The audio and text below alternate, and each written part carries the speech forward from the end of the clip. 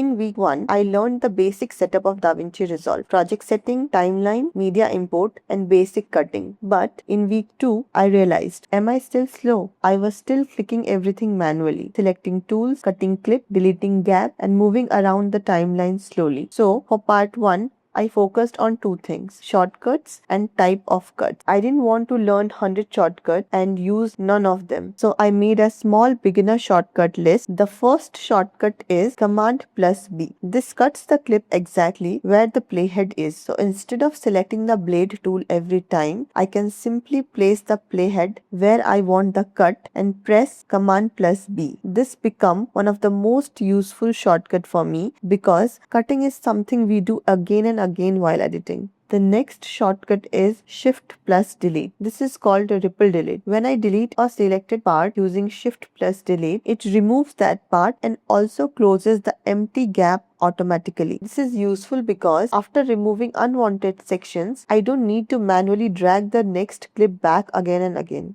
Another useful shortcut is Option plus Y.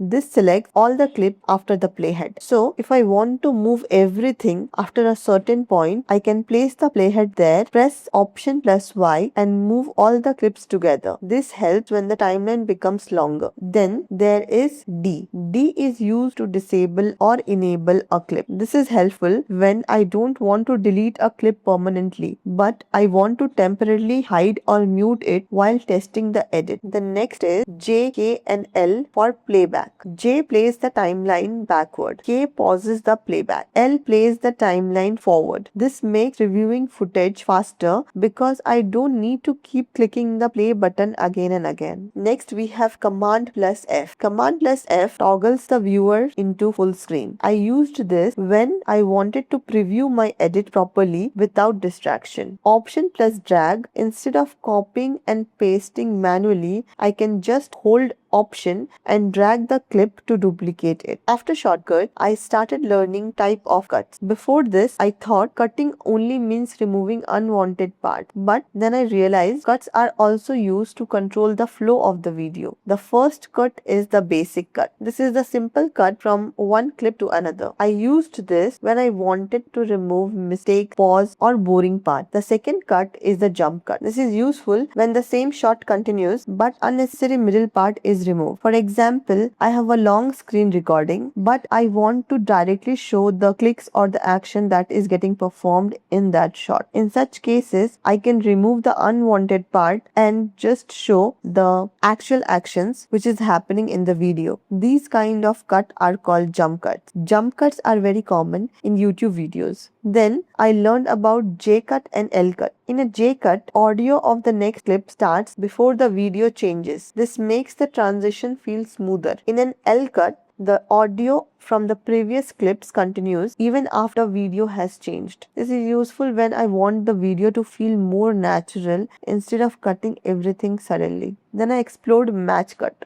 A match cut connects two clips that look similar in movement, shape or action. For example, if one clip has a hand movement and the next clip continues with a similar movement, the cut feels more connected. At this stage, I was not trying to master every cut. I was just trying to understand where these cuts can be used in real editing. That was my main learning from week 2 part 1 video. First, I used shortcut to reduce slow manual work. Then I learned basic type of cuts to understand how editing flow works. And slowly I started feeling that editing is not just about cutting clips. It is about deciding what to remove, where to cut and how to make movements connect with the next. So if you are also starting with DaVinci Resolve, don't try to learn everything at once. Start with a few useful shortcuts, then understand a few basic cuts, practice them on your own clips, and slowly editing will start feeling less confusing and more natural.